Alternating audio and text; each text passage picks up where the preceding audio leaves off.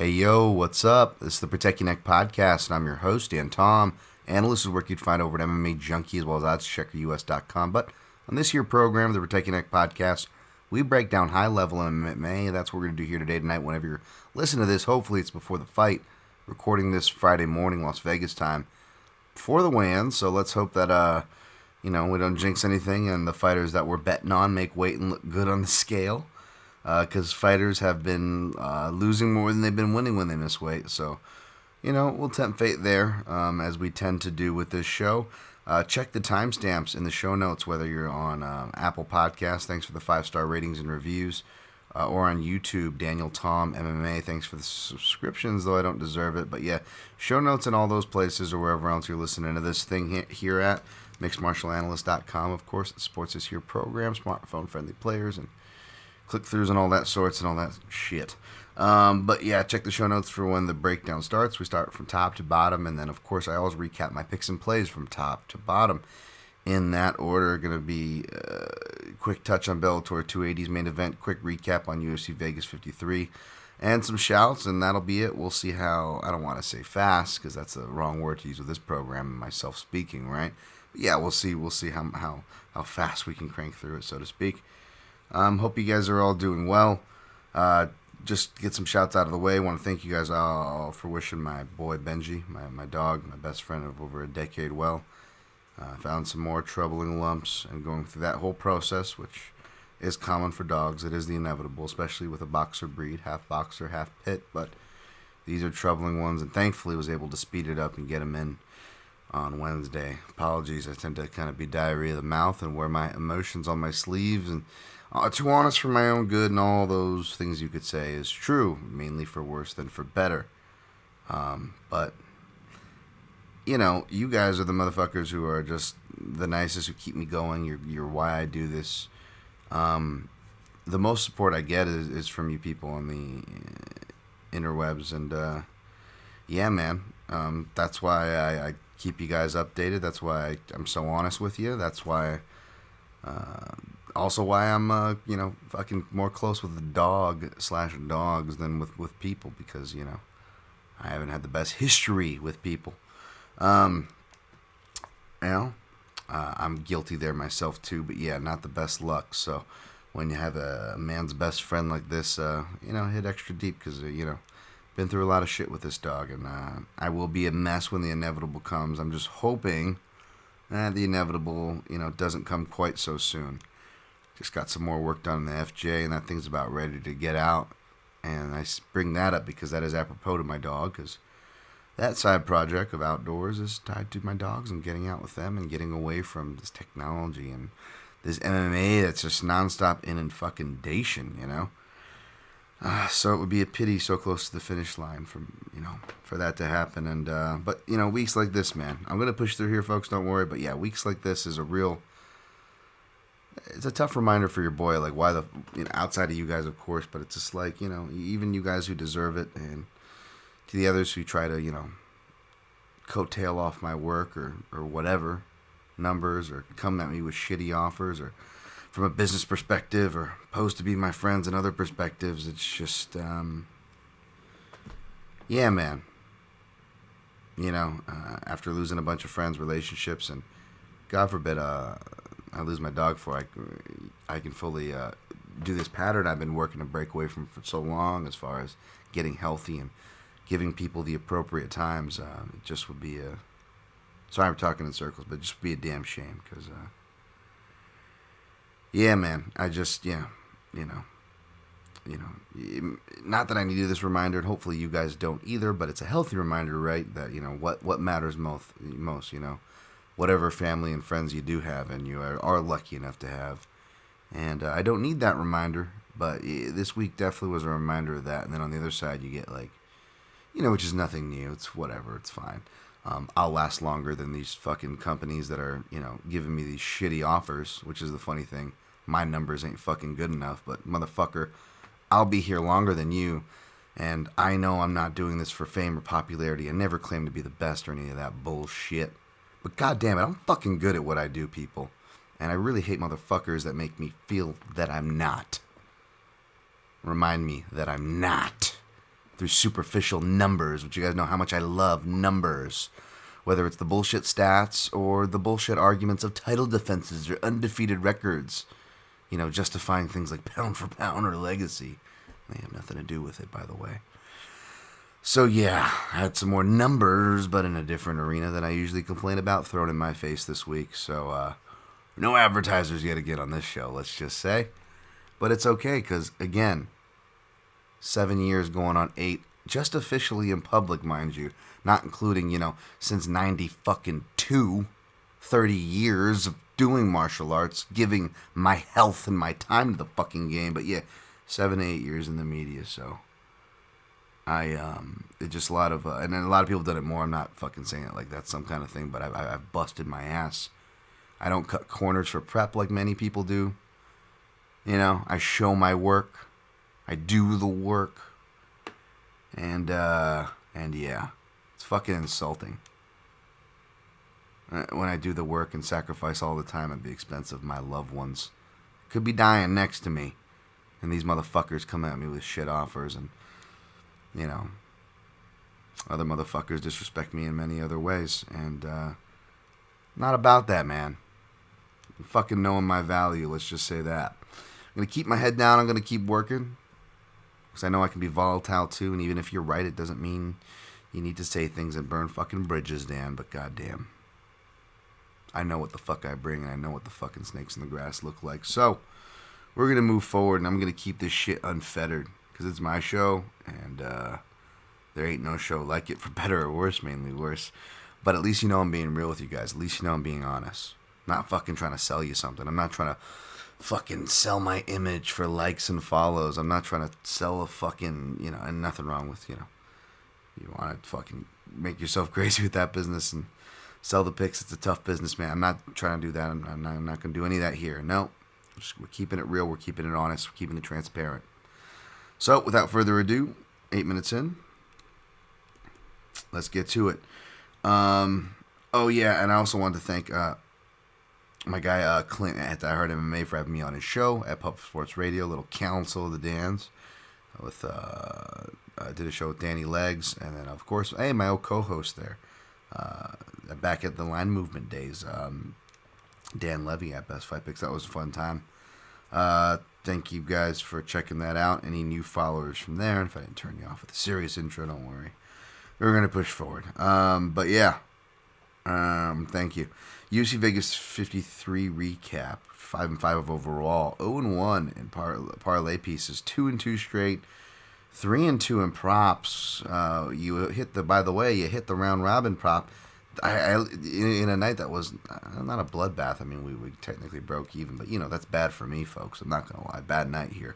At least you motherfuckers play the round robins, man. You guys keep cashing. How many weeks this year have I given cashing round robins? How many should have cashed or cashed out in full parlays? Lest we not bring up some certain decisions that should have went our way, but you know what I mean. And then 0-5 in round flyers. Most of those were Cheeto Vera round flyers, which we'll get to. But yeah, Marlon Vera defeated Rob Font.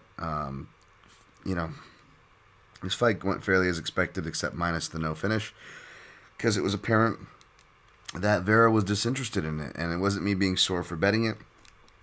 People who didn't bet Vera, didn't pick Vera, were even frustrated with Vera and making the point that what's going on here. And it was a good performance. He deserved to win. Clearly, I don't know. Boy, Stats Bros were in shambles. Another great example, and as pointed out by many, true. But again, wow, wait a minute, what? People are late to catch on to a point that you've been stressing about and pointing out actual relevant fucking examples because you show your work, Dan, for how many fucking years? Yeah. So this shouldn't be anything new to listeners of this podcast, that stats don't fucking matter and they're not accurate. And just like most comparisons, literally 99% of them, you can't compare and try to bring models or other comparisons or stat models or betting models from other sports to mixed martial arts, because it's a combat sport, and it's volatile because it's a combat sport, and it's the most volatile of the combat sports. But anyways, instead of saying that for the 100th time, here's another 100th example of that. Marlon Vera defeated Rob Font. Again, the more damaging strikes, more impactful.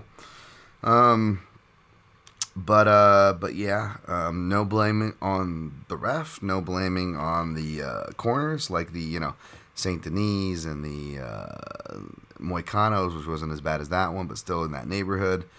This is another one added to the list as far as just, but for a different reason, of course, just the fighter himself. So that's kind of, my sour grapes for the bet, of course, aside. That's still something that we should mark down and note for the future as far as Vera goes. I mean, he's an unheralded 5-round fighter, which is why a lot of us put our faith in him, and were rewarded if we took the money line. Thank God I did. For a guy that, you can't, you fear to let him back into a fight, what he would do with 5 rounds, well, he'll actually return the favor in some cases and let you back into the fight in return. So, he won't get tired. He won't, do this or that. He'll still, be kicking ass. And we were all right on those predictions, technically, in a way, sure, from a perspective. But he went ahead and returns the favor and lets the other guy back in the door, meaningfully back in the door. Not in this case, no. I had no issues 4-1 Vera scores because he hurt him. He visibly, clearly hurt him in 4 of the rounds. Again, folks, big shots. Oh, he's rocked. That's what rocked looks like. It's not, oh, I heard a loud noise and Rogan said they're rocked, so that person must be rocked. No, folks. It's this fight. That's the example. That stumbling around on skates when the edibles hit, shouts to my guy at True UK Fan. Those are he's rocked moments, folks. Everything else is very subjective before that. And we need to keep that in mind and acknowledge that. This next fight, I'm too biased to weigh in on. Andrei Arlovski defeated Jake Collier. But I was saying, again, this is why I recuse myself, or if that's the proper word, I apologize. It's getting delirious Danton right now. I haven't really slept much this week at all. Again, I tweet out before these controversial decisions come out. And again, I don't tweet scores because a lot of the times I'm generally busy, and it's not even like I'm drinking or this or that. But it's like, I bet on these fights, and I'm one of the few media members and people just in general who regularly state their bias, much less state their bias, right? And I see so many people that, it's like, and I wouldn't want to call any cards, shit on anybody's idea of a good time, but how many people are having drinks?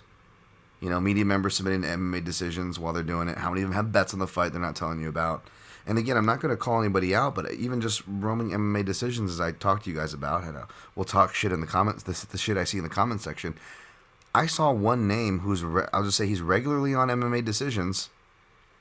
And this person admitted that they, someone called him out in the score, and they were like, yeah, well, I was, I believe they may have even, and I don't want to narrow it down further, but I didn't even know this person is an on-site media, so for what that's worth, but they admitted their own self, this media member who was submitting to MMA decision scores and doing it from cage side, not even from his own home, that it was on the night that there was a Bellator event or a boxing event, and they're like, well, I was double screening on my phone and watching this event too. So it's like, not only were you not doing your fucking job, but you're submitting scores that other assholes are going to be in the comment sections of me and many doing screenshots of MMA decision scores going, look at what they scored. You're an idiot. Again, just like people use significant strike stats, they use bullshit stats that are so prone to human error. Time and time again, I give these examples. So prone to human error, and these are the basis for so many people's fucking arguments. So keep that in mind, folks, when you see MMA decisions. Keep that in mind. But yes, so what do I do instead of breaking biases, or however you want to frame it, what I just said? No, I'll bring up the more relevant points of scoring. Keep in mind, folks, a lot of these aren't landing very, as cleanly as they seem, and Arlovski's doing a lot of body work and countering, right? That's what I said in the writtens, in every place. That's what I said in my breakdowns. That's what I say in every Arlovski breakdown, and that's what I say with a lot of people who usually don't get the decisions, right? where I would argue they should. Well, and this time maybe they do. Now, don't get me wrong. I haven't rewatched this, and even upon the first watch, even with my bias-ass eyes, I thought it was probably going to go to Collier 2-1, and I think it's very easy to make an argument for Collier 2-1. I don't think that's the crazy thing to say. The crazy thing to say, apparently, is that it wasn't a robbery because everybody seems to think it is.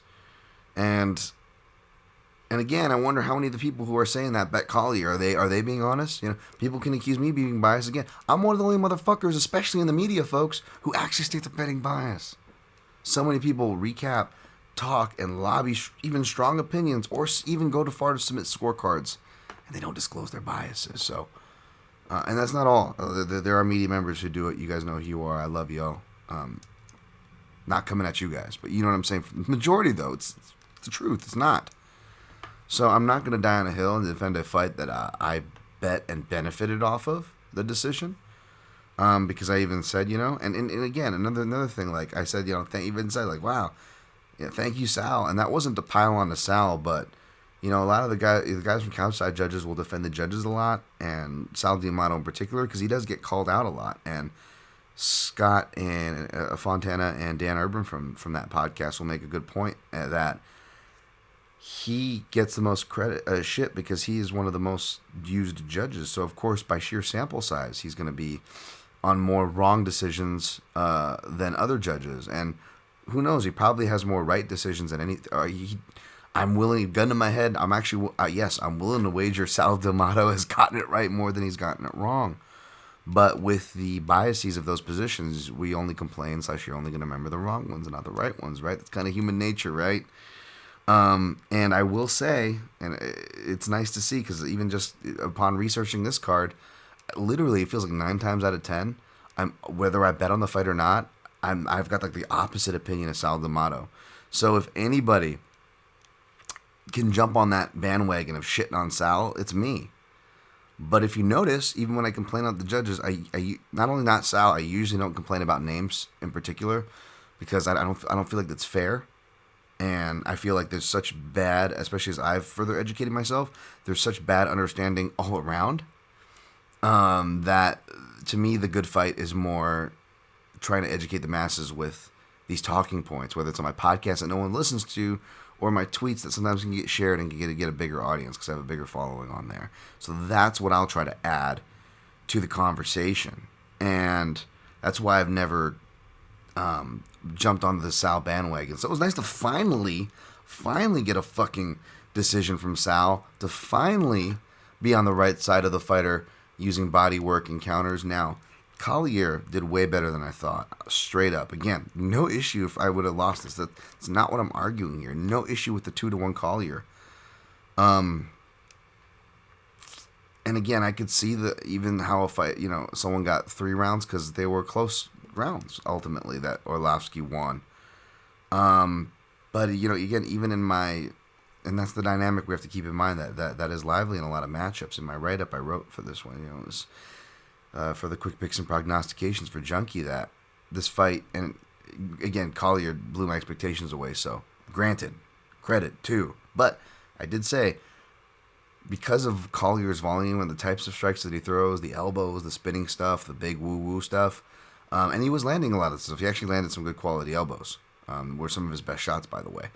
But because of that, the fight's going to look a lot closer than it is, because it's going to be that versus the least credited strikes, body work, counters, and stuff like that. And Orlovsky was slipping and rolling with a lot of Collier shots. I said, don't be surprised, folks. And sure enough, that scorecard came out. So I'll just say that it wasn't a robbery, and I would have had no fucking issue whatsoever if it went to Collier, because that's where I thought it was going. For what that's worth. Joe Anderson Brito defeated Andre Fili. Smash my fucking parlay. Good thing I got those bonus legs, folks, to help make back on that. But yeah, I mean, good on Joe Anderson Brito. Good on people who bet on him. I have some friends who cashed on that. So I'm not hating, but again, this is the classic, spot that just, I hate it, man. Forget my bet aside, this is the classic matchup that shouldn't have happened. It's only happened because the UFC is dicking around all their veterans and shit and treating, treating them like crap, to be honest, for their contracts, making guys like, Feely was going like into like a mental depression, even though he should be coming off of a win after that bullshit, or not bullshit, unfortunate, with the eye poke with Pineda, that's not Pineda how I wanted to end, obviously, but it was bullshit for Feely, right? And he was looking the best he ever looked coming out in that fight. Finally gets to come back. They give him a fight that shouldn't be happening, right? Again, these fucking fights with these Contender Series people, like, it shouldn't be happening. And sometimes it's Contender Series and maybe it's not that far, but like, again, like Hobocop versus, what do you call the fucking Petrosian guy? Like, you know what I'm saying? Like, they were complete different levels of experience by coming off the Contender Series. And Hobocop should have been moving up. And then, nope, they make a move down for, like, some hype striker. And at least, Petrosian had to see 3 rounds of that. Or you got the Soriano. I know he was a Contender Series product, too. He's only, like, a season or 2 removed from fucking Maximov. But, like, that bullshit decision should not have gone as well. You know what I'm saying? Like, and now, and then Soriano busts his knee on that. And he could have used that win bonus. Forget my bets, like, it's like the universe, like, all the reasons, like, this guy should get the win. Not even just the fact that, the most important fact, they won the fucking fight, but no, they lose it. Now, this one, obviously, Feely did not win the fucking fight. He got knocked the fuck out.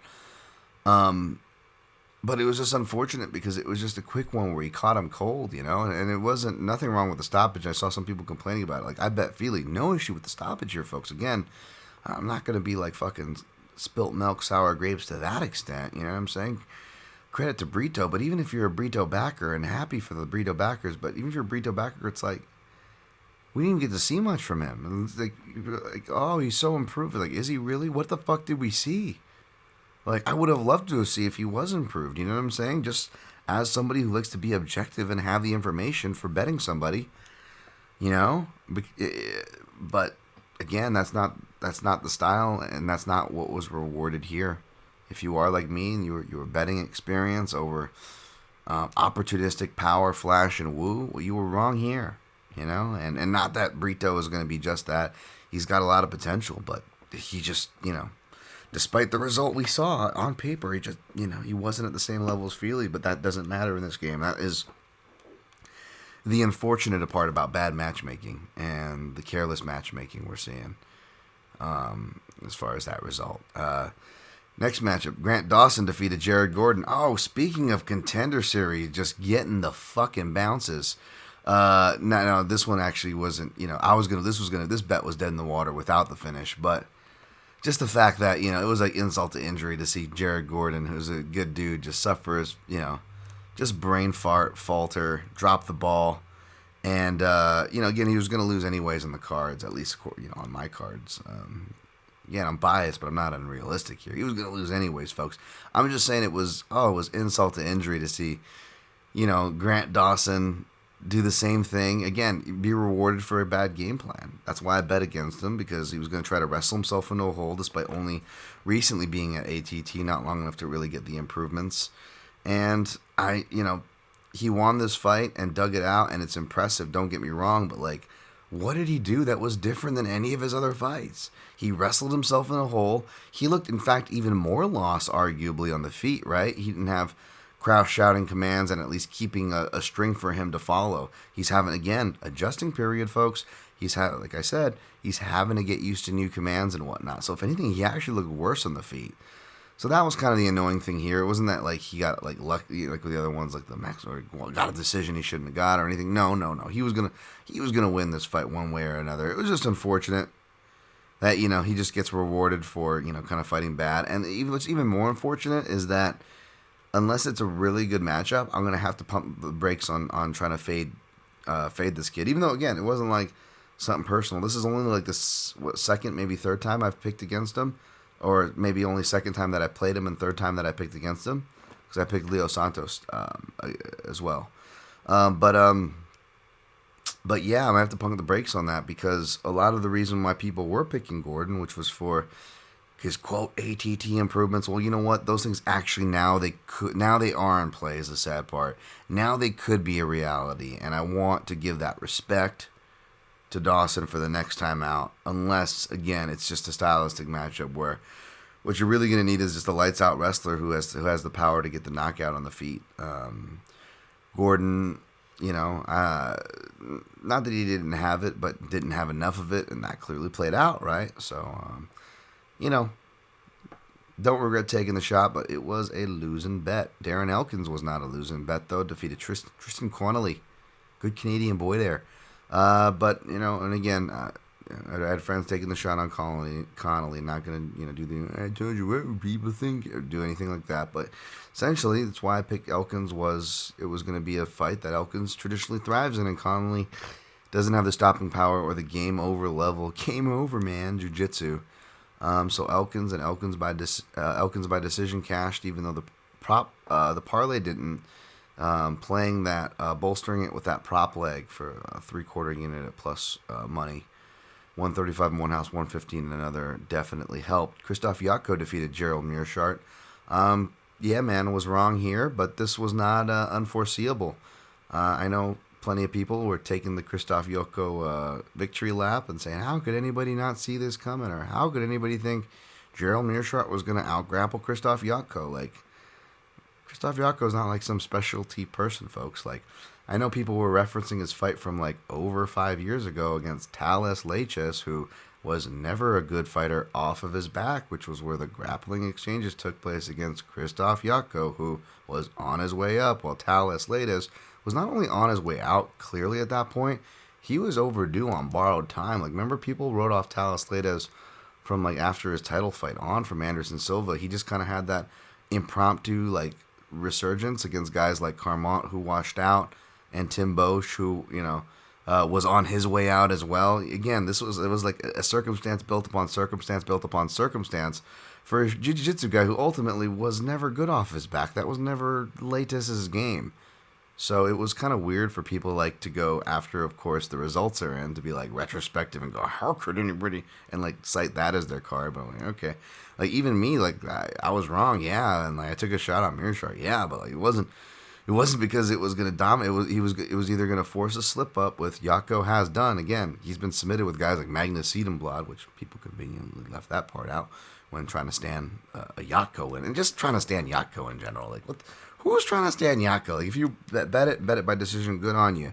Again, I bet him by decision too, but that doesn't mean I can't go back and look at those fights where I cashed on Yatko too, folks. Like, y'all ain't the only ones. Like, I still can go back and criticize those fights. I did just last podcast.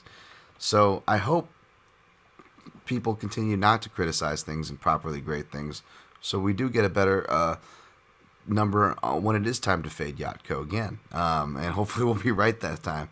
Feel bad for GM3. Don't feel bad about my shot here, though. Again, if he wasn't going to produce those things, then he was going to lose a decision. And, even though he could have won a decision, too, if he would have hurt Yatko or got some better shots off. But yeah, this was Yatko's path. It's always Yatko's path. So not an impressive style, not a style I like, but got to give it up to him. He got it there.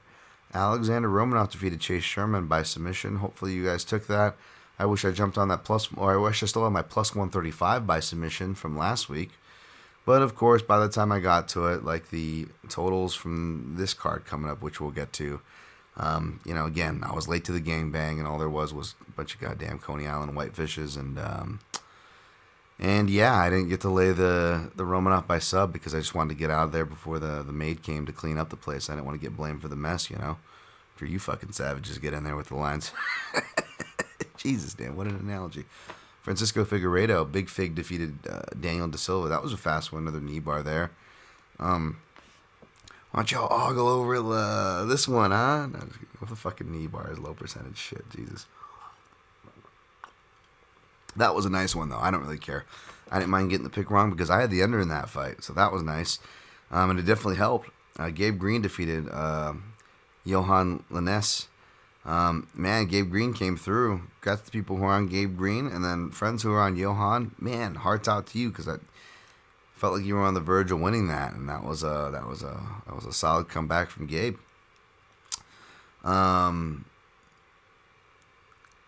Levy defeated Mike Breeden. That was just, whoa. felt for anybody that took a shot. I picked Levy there. I didn't bet him, but I felt bad for anybody that took a shot on Breeden because it seemed like he was like going to be taking over each round, and then opportunistic stuff got him hurt. Good on Levy. Shannon Young defeated Jaina Mazzani. The under cash pick was wrong there, which is fine. The under cash, so I was happy. And it came in just under in one house and just over in another, so that's why I just called it a break-even night. Alrighty. How'd we do on time there? 31. All right, Bellator 208. Yeah, I'm taking Bader inside the distance, and it's like minus 140, which sucks. And under 2.5, I don't want to pay chalk for that because, like, you know, what if he is content with just riding Congo out, right? And Congo is just stalling and fouling and breaking up the momentum. That being said, I do see Bader eventually getting it done inside the distance, although Congo, you know, according to history, is deceptively tough to finish. But after seeing the frustration, he's either going to foul himself till the fight ends out of frustration from the bottom, or Bader's going to win with a stoppage via Congo, just eventually frustrating him. Because Congo's older now, and his cardio is not as good. Bader, even though, you know, he did tire a bit and had to dig deep, that was another sizable, younger, wrestler heavyweight, and that's not going to be Congo, even though Congo obviously does underrated wrestling, has incorporated that into his game. But as we saw when he tried to both get offensive and defensive with Bader, as we could have predicted, it wasn't going to go well. I saw my guy Lance Fishel able to get plus money by parlaying Bader and Yoel. I'm going to look into that because that's like maybe the only way for me to play Bader at this point because I don't want to lay more chalk. But yeah, no Bellator plays. All right, 32-30. UFC 274. All right. Of course, it's headlined by Charles Oliveira minus 170. Justin Gaethje, come back on him, is plus 150. Got my in-depth breakdown up as we speak over at MMAJunkie.com. I researched this one to the bone and got my research done early for Dan's show, or Clint's show, sorry, with the Dans, and then recorded my video, but then all the stuff with my dog and everything else, the car stuff, and you know how it always is on these double event weeks, man. Universe No Chill. Came up, and yeah. Hence me not getting it written until like late Wednesday night or some shit. I can't remember. I barely slept this week. But I'm very proud of it, so please share it around, or, you know. It helps. It helps, you know. Unfortunately, all these numbers are the only thing that fucking matters, and you know, my articles and shit don't get a lot of clicks. This stuff doesn't get a lot of listens, and this ultimately affects the money that I can make, which sucks. Which sucks. But hey, yeah, we got Charles Oliveira fighting the good fight for the underprivileged, not forgetting where the fuck he came from. Gotta love fucking Dude Bronx, Slim Charles, baby. The smart pawn. You know. Gaethje's a live dog. He always is. It always feels great to be on Justin Gaethje, you know, because he's a fun fighter who doesn't like Justin Gaethje as a fighter, who doesn't feel good having a Justin Gaethje ticket, right? You know, you always feel like you've got a good chance with that guy, of course. Especially now with this, sorry for the dog snoring, especially now with the countering game, you know, that we've seen him kind of embrace since before the Tony Ferguson fight, but really turn the corner at that level, and we've seen it before. Like I said in my breakdown, I don't think the back foot approach and leg kicks to headshots that he did against Khabib is going to be good. However, I've heard interviews, and he says, you know, he's going to be back to his forward moving ways. That he said the tactics in that fight were wrong. It looks like he was working body work, so that's good for Gaethje. I think the body work's going to be good for him too, obviously, and forward pressure. Because directionality, akin to my Poirier and Dubronx breakdown, which proved to be right. The directionality of that fight, you know, is that Dubronx is the forward mover, man. You know, Gaethje will succeed that. He'll come forward, but in the very beginning, if you move in on him and throw at him, you can hit him and you can give him to back up. I've seen this pre-backstep Gaethje and during, since. So I still think the directionality favors Dubronx.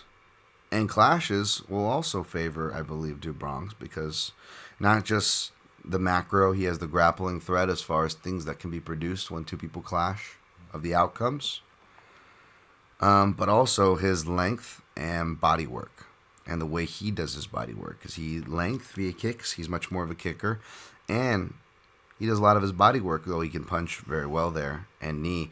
He does it also with kicks. And whether it was James Vick, who hit Gaethje with a bunch of body kicks, or Eddie Alvarez with his knees, all the shots of the midsection, Dustin Poirier with his southpaw crosses, all these different varied shots hit at a high percentage. Eye test stats otherwise hit Gaethje at a high percentage. And that was the key. Body work, as we saw Eddie Alvarez kind of, was the first to kind of show that pathway. Yes, Gaethje can be hurt, but he's, he'll recover. He'll keep fighting. He's tough to get out of there, right? That body really takes it out of him. Even guys who can navigate, at least in a striking war, when they're not facing Khabib Nurmagomedov, who's proven to kind of navigate the wars with maturity, like a Dustin Poirier. Even he was kind of toast by the end of the first round. If you look at it, you look at his body, like that body, all the body work he was landing. I know he has a well-timed counter that drops Do Bronx, but that body work really took it out of him. And when these fighters do get in close, yes, they're both good at fighting in close quarter combat. I mean, Justin Gaethje is one of the most devastating clinch fighters. He keeps defense on a hair trigger with his hips ready to sprawl, but can also have the wherewithal to still hit leg kicks off of collar ties, along with all the other dirty boxing and fun stuff, right? And he's really good in that space. Obviously, he's good hand trapping and collar ties. We know how dangerous Gaethje is there. But akin to a thing John Anik said about Gabe Green, how, Gabe Green said a lot of his pressure filing style was dictated by his vision and lack of vision. That's something that, I was thinking of a lot this week, and I want to give the proper credit. Again, not a lot of people give their proper credits, but I want to give the proper credit to the Southpaw podcast, Sam Yang, and as well as Jason Sargis, because I believe they had this conversation while I was on there with them, and maybe even on their own. I just want to credit them. But speaking about fighters like Oliveira or Gaethje or others, I know I brought this up a lot with the Stipe fight. And, I don't think he was seeing certain shots well after those eye pokes.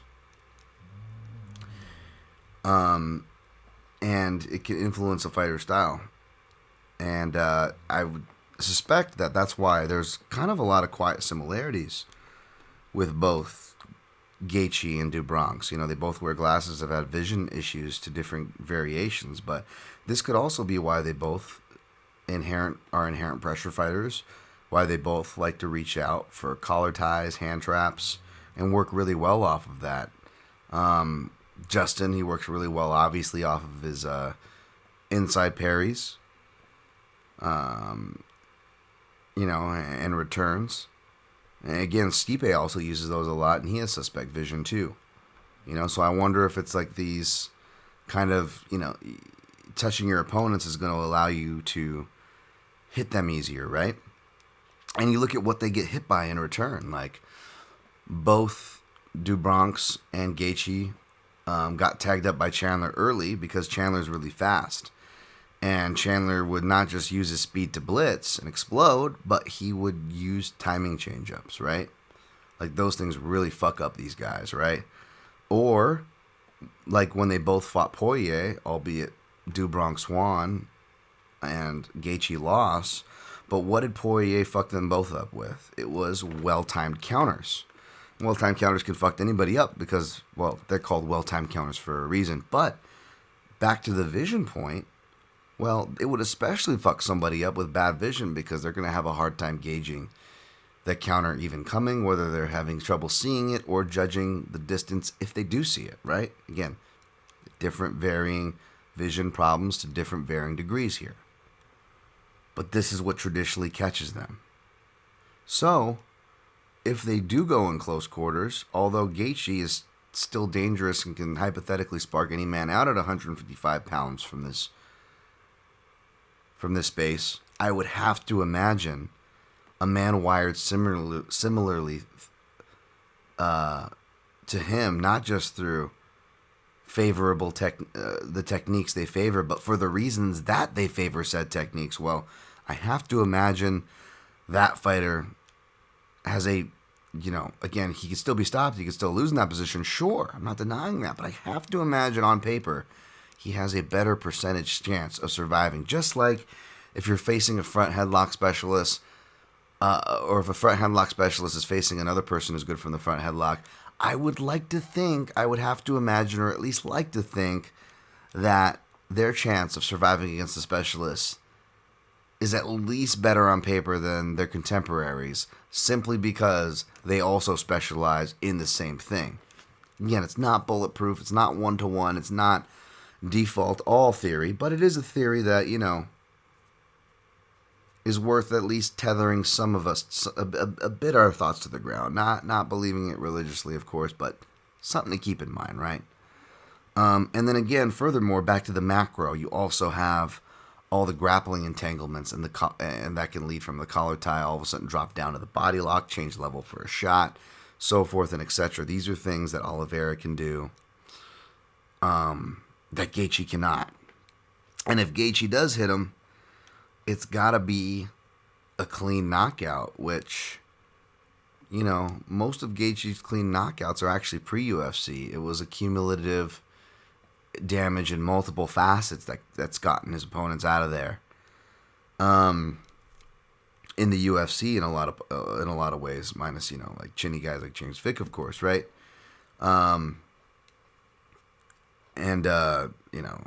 Granted, Gaethje was, I think, on paper the person to kind of start that, though, to be fair. Officially, right? But yeah, if he knocks Oliveira down, which I wouldn't be surprised if he does, similar to how Poirier did. I don't think he could follow him there. Even Poirier, who's a black belt in Brazilian Jiu-Jitsu, was afraid to grapple with Do Bronx, afraid to get up, to give his back, right? I'm not like talking about afraid as in like he's a fearful man. Like he's a badass, Dustin Poirier. I don't mean it disrespectfully, but like, tactically, yeah, there's reason to be fearful, right? I don't mean it disrespectfully. But unlike, Lamas and Anthony Pettis and Ricardo, the Rick Lamases of the world, I don't think Justin Gaethje is going to be able to hurt Oliveira to the floor. So immediately, Charles Oliveira gets the Damian Maia out in this fight. If he wants, if he gets hurt to the body, to the legs, or to the head, he gets to fall to his back and say, come on. It doesn't matter what the optics are. These guys are both playing for finishes. I don't see this fight going the distance, folks. I don't even think we can jinx this one. You know what I'm saying? Like, we ain't playing for points here. All he's got to do is lay on his back anytime he's hurt, and he can get his time to recover. Because Gaethje's not going to want to come in. And if he does, that's good for Do Bronx. So that's something to consider, too, that I don't hear people talking about a lot. And again, that doesn't mean he can't get an accumulative stoppage either. Of course he can. It's Justin Gaethje. You look at how Chandler was almost able to stop Do Bronx in round one, right? But again, you look at that, too. Just like how Poirier and Do Bronx's success was deceptive in that fight, right? Poirier may win the round with a knockdown in a two-way violence round, but you look at who got the better of who, and it was the bodywork that seemed to have broke Poirier by the end of that fight, at the end of that round. It really broke him down, not broke him mentally. Again, he's not a mentally weak dude, I'm not saying that, but it broke him down. It did, physically. But even the Michael Chandler round one that everybody points to, and I picked Chandler in that fight, folks, so fully admit it, but even in my defense, even staunch Do Bronx supporters and bettors and backers in that fight, even they said, hey, I'm a little worried about this one because even they agreed with me. Michael Chandler was his worst matchup on paper. But even after Michael Chandler almost finishes him at the end of round one, go back and watch, folks. Go back and watch how they get up. Do Bronx gets up like fucking nothing. I mean, you want to call this guy quitter? Look how he gets up after almost getting torched by Chandler in round one. He gets up confident, fast, calm, no hard breaths, almost as if he knows what's coming in the next round, whereas Chandler is just exhausted, gathering himself. This guy's still here. And then we see what happens in the very beginning of the next round. And I think that momentum started actually at the end of the first round, the round where Do Bronx was almost finished. Go look at that. I mean, this guy's got got that mental wherewithal. That happens. That Poirier was able to achieve that. So many of these fighters who pay their dues, and able to overcome their adversities, are able to achieve. And obviously, Gaethje is another fighter who is able to achieve and overcome his adversities, and has been through the wars, win or lose, too. I'm not saying he's not. I'm not saying he can't win, but, I think Oliveira is favored for a reason here, and I hate that the inside the distance lines are jacked up. I want to take sub, but, again, Gaethje could get hurt here, and Gaethje's been hurt. Oliveira could get a stoppage by strikes here. Oliveira, you could arguably, the guys who can wrestle, from Nick Lentz to, even like going back to Timur, David Timur, like those guys could actually wrestle and may have finished him by sub, but he was striking with those guys. Like Chandler, wrestle boxer, Gaethje now, wrestle boxer. Maybe with the wrestle boxers, Do Bronx strikes a little more. Will he take the sub? Obviously, he's Do Bronx. Slim Charles, baby. He'll close the show. But he could do it by knockout here, which makes me nervous to lay the sub line, which is plus money. So we'll see. If I'm up on the night, I'll probably end up sprinkling on Do Bronx. If I'm really up, maybe I lay the money line, but we'll see. It's kind of a conservative night with plays. We'll see where I end up. But yeah, that's what I was looking at, Slim Charles, ITD, or maybe by sub. But yeah, I don't have any houses that offer the under 2.5, which is chalk, but probably one of the safer bets and safer angles. So yeah, I'm not gonna touch it unless I get the number, and we'll see. I'll tweet it out. But yeah, I'll be looking to play Do Bronx ITD or Do Bronx sub, or maybe even just I'll lay the Do Bronx money line. We'll see where it goes, where my night goes. But yeah, those front teeps, man, are going to land. They're going to break him down to the body. And also, I wrote about this in my breakdown, but those will also force him to open up more of a guard manipulating offense, as in it'll make him drop his guard, which will open him up more to hooks. It'll make him drop his already lower level, which will open him up to knees, as well as front headlock snatches, Like Gaethje, a part of this style that he's had is that he's fighting lower. Now, maybe he won't fight as low if he's going forward and pressuring like he's calling for, but he is fighting a grappling threat, so I'm going to imagine he's going to have his level lowered because of that, right? Because his level was lower even extra with Khabib. And what did Khabib do? Khabib fucked him up with some front kicks and knees, and that's not even like Khabib's thing. Like, yeah, he'll spam like the flying knee, but it's like how he spams everything else. It's very low percentage, and he's just fucking athletic bullying you as a means to an end to get close to you. You know what I'm saying? If he fucking knocks you down with it, he knocks you down with it. Of course, he'll take it, right? But yeah, like that's a shot that like everybody who throws front kicks or knees on Gaethje, or body kicks, front kicks, knees, like they land those things, man. And then like the dipping and stuff that he does, like we saw Tony Ferguson not do it to him, unfortunately. But like to Lando Venata, you watch that fight, how Tony Ferguson snatches it up. I could see Charles Oliveira doing a similar thing if, Gaethje hunches over in front of him. Because not only is it his punching / ready to defend takedowns in MMA style, but it's also his wrestling style. Like, he always uses his head position, like aggressive forward-moving head position, in conjunction with his hips that are hardwired to shoot backwards and sprawl. Again, the guy's got an excellent first layer of defense, but that's because he's always so geared to like kind of go forward and throw his head forward. He almost headbutts people and will re-steer with his head. The problem is that also always causes him to fall forward outright or just dip his head forward to an unnatural level. Again, knees and front headlock snatches, folks. So, yeah. And then you also look at like, part of the reason why I'm picking some of the, picking the grapplers at least up top, and I'm fading the grapplers maybe a little more below the card, the lower level ones. But the reason why I'm picking the higher level ones is because their paths are so clear for grappling that it tends to, and it might not make the difference to varying different results, granted, but nevertheless, it tends to almost mute the offense, right? That's why Khabib looked like such a good striker, even though he wasn't. Part of it was people fawning over him and S and his D, because that comes with the territory of having a 0 next to your name. people will just kind of inflate things and put things there just because you're undefeated and it's so rare in the sport, not looking at the actual context of it. But another reason was because he was fighting people, who either, not that they weren't good strikers, but because the strikers were so, because striking was their strong suit, even if they had like a wrestling base like Iaquinta, they just knew that was Khabib's strength, that it froze them up. It froze them up. Credit to Michael Johnson, man, right? He didn't freeze him up. He almost fucking,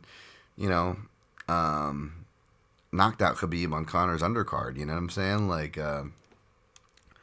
But when it came to other fighters, it's just their striking was, went down so many points whenever they faced such a good grappling threat because they're so worried about that, right? And I think there's going to be a similar effect. You definitely see it with Gaethje. He's not throwing the same shot selections. He's much more conservative, and he's much more tense, and subsequently makes him tire much more. And Khabib doesn't even go to the body as much as Dubronx does, right? So yeah, I really feel like Dubronx can bring it out of him, and I just feel like the front teeps will connect to the knees, which will connect to the clinch, and collar ties and so forth. And specifically with the collar ties, I put Welcome's collar ties because Gaethje, I looked at it. Anytime someone reaches and tries to collar tie or touch him or put him in a clinch, he welcomes it. He allows it. And if they try to take him down, he'll obviously shut it down with a hard sprawl. But he doesn't have those hard triggers for clinch entries and collar ties. He welcomes it, and that's just going to be a bad thing, whether he's initiating it or he's welcoming Dubronx's. So, sorry, long-winded, but yeah, man, I feel pretty good about Dubronx here, and we're going to have some serious conversations on how we fucking view this division. As far as meaningful champions, legacies, people building the division, Jens fucking Pulver. That's a lightweight legacy. Khabib doesn't have a legacy. Khabib's legacy is a fucking undefeated number. He didn't build the division like Jens. He didn't take the division to a new level, bringing people like The Rock and Jason Statham, hitting 400K numbers on average pre-social media, pre-Fox like BJ was. He didn't take the fucking hard road and start with a losing streak and have no gifts given to him and take that road that RDA did when he was the lightweight champ. Do shit like that, then come fucking talk to me. And you know who can come fucking talk to all those points? Slim fucking Charles, baby. Charles Oliveira. He can. That's who I got inside the distance. All right. I'm going to try to get through the rest of this kind of fast. Chud Hose, minus 210. Carla Esparza, plus 175. Honestly, folks, I came into this fully expecting to pick Nama Yunus and not thinking twice about it. She should be favored despite losing the first fight. All rematches are different, right? That's been the reminder of the year. So if that's the case, well then Esparza won the first one. Nama Yunus should win the second one. The stat that I threw out and have thrown out before, but have only seen to finally caught fire now. Yes, that stat being Nama Yunus is undefeated in rematches. But of course, those people who will take that stat won't do the southpaw stats or other stats that are unique that you actually have to do the legwork for, like another stat that I've had for fucking years now, half a decade now, because it's held true for half a decade and still holds true, which is whenever Rose Namajunas takes the back of an opponent, she is undefeated. She doesn't have to finish from there, folks. She just has to take the back once. She's undefeated in that fight. So, what about, what's the stat? It's like no one's ever retained a championship, gotten back to a belt successfully after over 4 years. This is going to be 7, right? It's going to be roughly the same time Frankie Edgar had to close when he faced Max Holloway, right, for the featherweight belt. So probably not going to happen by all those stats. That's why this is not a play as of now, nor would it be a recommended play for you. And it's not even one that I've played yet because, again, it's a semi-reluctant pick despite having a better number than what I'm going to attack. But I actually ended up siding with Esparza because when I went back to watch the Zhang Weili fight, because, again, that was another pay-per-view week where the universe kind of jumped at me and I busted my hand right as I was actually going to travel. And, I always get fucked up before I travel. And that was another one that fucked up some pay too right before Christmas. Always nice. Again, timing, folks. And wasn't able to finish my breakdown, but I did pick Namajunas to beat Zhang Weili. Again, folks, I barely pick against Namajunas, and I've been a defender of hers when she was picked on for mental health shit. Like, just because she says racist shit doesn't mean I can't do my job. But that being said, I will call out the racist shit that no one else fucking calls out. Thankfully, someone's gotten Rose's ear, and she's, like, not been doing that stuff as much, so... I'm going to leave it at that for this, but it is funny to always see the grooming stuff brought up. Because that's true too, folks. That's also another issue. But hey, fucking, you know how it is. Whether it's like Patty Pimblett, Rose Namajunas, like fighters who like say racist shit about immigrants and, say stuff that, if fuels hate crimes on groups. Those are the people we call fucking wholesome, apparently. Those are the people we call fucking marketable. Media darlings. Insert Dan Tom jerk off gif here. But anyways, she's a talented fighter. She deserves to be the favorite. She's the more potent to finish. In fact, I could totally see like switch kicks to the head or the flying knees that she kept trying to hit on Jessica Andrade in their rematch. I could see that hitting Esparza because Esparza can be a bit rote with her dipping propensities. And what do I always say, folks? Death taxes and wrestle boxers running into knees and head kicks, right? Mainly head kicks, but you know what I mean. That being said, not only, by the way, did, it should be probably been a draw at the worst, but probably should have been an Andrade win. But you can make arguments that Namajunas, lost two of those rematches, or her last two, right? In fact, to Andrade and Zhang Weili.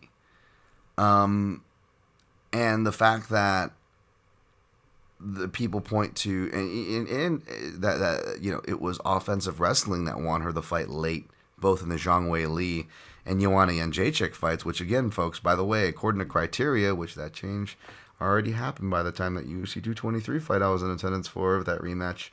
And again, I'm not going to live and die on that hill that like Joanna Jędrzejczyk won that fight, but there was a definite argument for her to win that fight because what is the argument that everybody uses why Rose won? It's 2-2 heading in the last round, but Rose hits the crucial takedown. Now, she does score some pitter-patter BS off it, true, but again, what have we been reminded of criteria? Late round takedowns shouldn't determine fights. It's the actual effective damage, and how much are you able to get off of that position,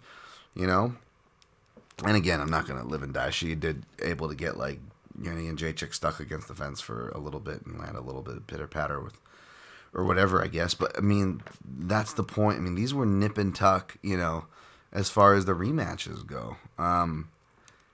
I didn't go back to watch the Torres fight, but that was, like, one of the worst versions of Torres. And, I'm sure Torres still had her moments there, too, even though it was a clear win for Namajunas in that rematch. But yes, again, I got fucked up on that last week when she fought her last fight week where she fought Weili, though I picked her to beat Weili. But when I went back to watch it again, like I said, like many, I'm like, how the fuck did she win this fight?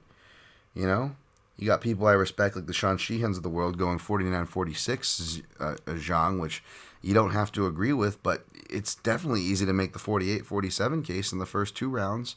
In fact, the round that the judges didn't give her was round 2, which was weird because of all the rounds where, people were giving Zhang or not giving Zhang between 1 and 3, round 2 was the time where she clearly hurt Rose. Round 2 was the time where she clearly hurt Rose. Round 2 was the time where anybody who was clearly hurt was... Round 2 was the time where the biggest shot of the entire fight was landed. As well as the leg kicks, counters, and takedowns, I believe. But yeah, she lost the fight, and I think if it wasn't... But of course, it was media darling Rose Namajunas versus a Chinese athlete. We know how regarded Chinese anything is regarded in North America, much less North American sports and media. No one gave a shit about that fight. It's like, hey, she probably lost that fight. What do you know? Well, it's Rose. Anyways, the point to draw from it is you go back and watch the actual wrestling. And Zhang Weili was able to do really well with wrestling. And a lot of those wrestling techniques were pretty new because they were specific, like fight ready with the inside trip and other things. And she's, shot for takedowns and done trip before, but they were different trips. They were outside trips, so they were different style of shots. She had much more, you could see the Cejudo fingerprints, you know what I'm saying? And she was able to, that was her first camp with Fight Ready, and she was able to execute stuff on a fighter as talented as Rose Namajunas. Well, what's a fighter who already beat Rose, who grew up doing these things, who is arguably, especially with Tatiana Suarez inactive, right?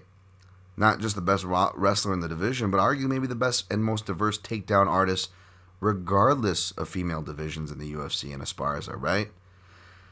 And secondly, not even just the pure wrestling portion of it, which Esparza has in spades, and I don't think we have to argue here, but a lot of Zhang's takedowns were off of caught kicks. In fact, a lot of Esparza's takedowns in their first fight was off of caught kicks. In fact, in between those two wide-ranging sample size, a lot of the takedowns Namajunas has suffered were off of caught kicks. So back to the note I said about the fear of grappling shelving a lot of your offense. Like, Gaethje didn't even, and he would have eventually at the very end of round 1 and been put to sleep in round 2, but he didn't even taste that from Khabib yet, the way Namajunas could still have that in her head, right? We don't know.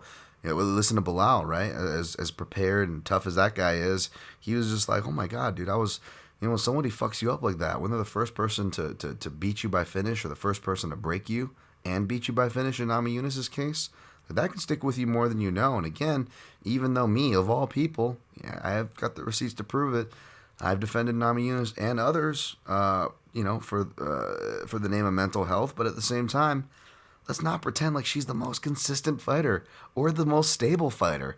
Let's not pretend that the majority of her cornering is cheerleading work. And if you didn't have Trevor Whitman there, it would all go to hell because you got Pat Barry overdoing it. And you see in like a cycle, like that leads up from the Tough 20 finale to other things where they fall out, where like Pat Barry, like you see him getting louder and louder than Trevor Whitman. And it was gross. I mean, aside from the, statutory stuff, but it was just, I always thought it was gross, their relationship, because like even back in the day, they'd be doing interviews when Rose was just coming up and Pat Barry like couldn't let his career go. He couldn't step aside. He always had to fucking drop in on the aerial interviews when Rose was trying to get her signed and go, what up, yo, it's Pat Barry, hypo. And like you hear him in the corners, you're just like, bro, you just fuck everything up, don't you? You're just fucking everything up. And you're like, Rose tell these stories like, yeah, he was getting drunk and fucking up the camp. and I guess he's better now and more on task. But if you look at it, like, it worried me, dude. Like he was actually taking head rolls in the corner between, and again, that wasn't the reason why she was getting taken down. It just compounded into troubling flags for me, because it was sounding a lot less of the concise corner and much more of a cheerleading thing, And, I know Whitman is trying to keep his crew low because he's working on a ton of projects. That was something I realized when I researched at the beginning of the year for Giving, which again, I gave his camp. I'm picking against his fighters here, but I barely pick against them. It's not a hater thing, folks. I gave Trevor Whitman the coach of the year. It's up to me. Junkie didn't tell me who to give it to. And I paid him and all his athletes their due respect, man. But in that, this guy's got a lot of different hats and stuff going on. Is Pat taking over more now of the training? That can't be good. And again, so if back to that point about offense being muted, like there's the psychology of being muted, and then there's tactically being muted, where she probably won't be able to throw kicks and stuff as much, and that's probably what's going to serve her the best in this fight. Can she frustrate and fuck up Esparza and even mark up Esparza with jabs and crosses? Absolutely she can. And I could totally see this fight. I'm predicting that it goes to the decision, because I think that Namajunas, even when she was getting the fucking piss beaten out of her in what was a clear 10-8 round for Andrade in round 3, to Rose's credit, man, she was getting up and fighting. She didn't, she wouldn't have been effective, and she probably would have been beat down and finished eventually if that fight would have gone 5 rounds. But to her credit, she kept fighting, man, And I think she will here. I think she's going to be harder to submit, even though she does get to the ground. She does use butterflies and butterfly insteps and feet on the hips. And ultimately, even though Esparza has improved on her passing and top game and controls and damage, that's ultimately what's been able to, when fighters have been able to get her off, that's ultimately what's been able to do it. And even when Namajunas was down rounds and frustrated, she was still able to put feet on the hips and push Zhang Weili off at a crucial time and then start to get her own takedowns. But like the takedowns that arguably bailed her out, insert jerk off sign here, in that Zhang fight and the Jacek fight, like, is she going to have that option against Esparza? Like, Esparza can be taken down. Like, her wrestling defense isn't that great. Like, I think she got exposed early and throughout to the middle of her career, even whenever she got put on bottom, because she, again, being one of the few girls that can wrestle, gives you such a good advantage, but it also probably means you're rarely on bottom with your contemporaries, and that showed. That being said, Esparza's really improved a lot of those parts of her game, working with Casey Halstead, 10th Planet, and working with a ton of, we're doing like high-level grappling tournaments and getting back to her, always keeping her wrestling sharp, also improving her stand-up and entries. And if you look at it, outside of those close and arguably controversial split decision losses to Randa Marcos in Canada, which that fight actually, it's close enough. It annoys me because it's just like opportunistic slop that Randa Marcos is scoring with, but it's enough opportunistic slop, and you still have to score said slop, even if I'm a technical nerd, and you still have to score that. And in scoring that, it was close enough to justify a Marcos victory. So not so much crying over that one, although that definitely could have gone Esparza's way. But the Claudia Gadelha one definitely should have gone Esparza's way. You could see under certain eyes how, like, okay, rounds 1 and 3, but then maybe not, this round, but it's like, maybe not round 1, but it's like, dude, she dropped her in round 1. It's like, yeah, she gets a guillotine and it's bad optics. She ends around in bad optics, but she landed the more damaging shots to Claudia, right? And then the clear Claudia round is round 2. But if you actually go back and watch that round, folks, like, Claudia gets the most control time and yada yada. But at the end, Esparza is able to reverse. Again, which is another dangerous part. Like, even if Rose gets her on bottom, then you're taking the chance of getting reversed and then having Esparza get on top of you, like she did, to an even better wrestler and higher accoladed grappler in Gadelha, right? In a round where Gadelha was still somewhat fresh. I know Gadelha does tend to gas toward the end of round 2, so perhaps it falls in the line of that. But point is, that was the least contested Gadelha round, but even in that round, you could argue Esparza does the most damage. She doesn't drop her like she does in the first round, but Esparza, I know she's, light-fisted or whatever, or this or that, or small, but you can't do the unfair bias like you do with Tisha Torres. Like, if these girls are doing work and actually creating physical signs of damage, you have to award that to them, even if it's not the flashy, explosive bullshit, which doesn't work half the time, mind you, that most of y'all fawn over. And if you go look at it, it may be little honey badger elbows, but it fucking marks up Gadelha's eye. Like, she touches it immediately. She's touching it in her corner. It's bothering her. She can barely see. It's swelling. It bothers her for the rest of the fight. It's arguably the most damaging strike on either side. And it came from Esparza in a round that everybody, would say that she clearly lost. But even in that round, it's like, well, did she? You know what I'm saying? Like, we saw a fucking what's-her-fuck, again, take a shot. Dan's bringing up Ketlin Vieira and Yana Kunitskaya again. We saw her couple elbows at the end of the round. That was enough to steal her around, And fucking Vieira had more passes, advances, and submission attempts than Gadelha had on Esparza. But we still have no issue giving Yana Kunitskaya that round because she created blood with a couple elbows last minute. Like, Esparza actually did damage. Anyways, the point is, if those two split decisions go that way, her way, you can look at her record and essentially, outside of those fights, like, and if you include those fights, Esparza has only needed a minimum of 2 completed takedowns to win, and she's undefeated essentially with 2 completed takedowns if you count those fights going her way. Zhang went 5 for 11. And I think that 5 is important because I think that even though, again, according to my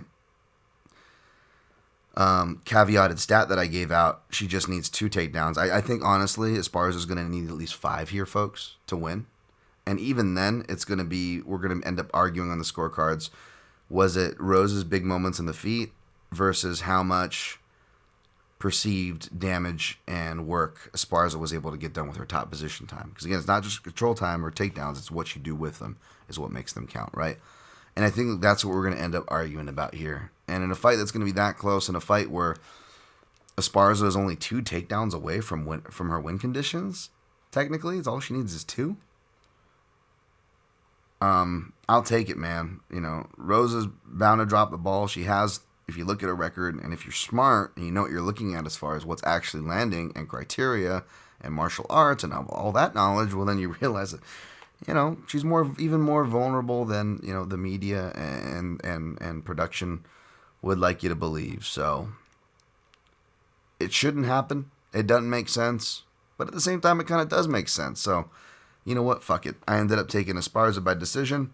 If Carla gets back up to her original price of plus 180 or pass, and I'm doing well, then, you know, at that point, I'll probably lay like a half unit on her. You know, if she gets over 180. Otherwise, maybe I'll just do a half unit on the decision at plus 275, especially if that goes up. I'll tweet it if I play it. I haven't played it yet because I want to see how the other plays go. And really, it's not the most confident pick. It shouldn't be. And again, I got to admit my bias. You know what I'm saying? I clearly have bias against Chud Hose. So, you know, I got to acknowledge that too, man. Even though I acknowledge she's an amazing fighter, I got to acknowledge my bias against her. So, and that can be dangerous when you're betting money, folks. You got to be honest with yourself. So that's why I'm being tentative right now. But I do show my work as far as the pick goes. It's not a hateful pick. I fully came into this week expecting to pick Nami Yunus, but didn't. Next fight, Michael Chandler, 365 minus 365, Tony Ferguson plus 280. Taking Chandler here. Basically, I just want to say real quick, props to Tony for speaking up about the health insurance and the other stuff. And like, I know he comes off like an asshole on these things, and like I've been at the receiving end of it too. But like, for any media taking that the wrong way, like, have you not been paying attention to Tony Ferguson interviews? You know what I'm saying? Like, I've been calling this out since I worked in MMA Junkie Radio, since I interviewed him and he did it to me. I don't take it personal. He was one of my favorite fighters forever. Despite him giving me that same attitude. But I say it all the time. What do I say, folks? And what, Dan? You actually did the work and said something about the fighter and you're proven right about it over and over again? I know, crazy. That never happens in this podcast. But is that you could be like, Tony Ferguson, you're the fucking man. We love you. Fuck you. You don't love me. Like, you could say the nicest things to Tony Ferguson, especially on a fight week media day as presence. It doesn't matter. It's a losing game. Like, just don't even ask your question. Let someone else take the fucking bullet. You know what I'm saying? Yeah, I didn't feel like, of course I didn't like, him trying to turn around on my guy John Morgan for like what was clearly like, well, I'm sure, Tony Ferguson found it funny at the time, right? But that being said, that's who Tony Ferguson is, so we shouldn't be surprised that instead, I would hope that the media should be championing what Tony's saying in the bigger message, just as far as keeping it in the forefront, man, how these fighters are fucking treated.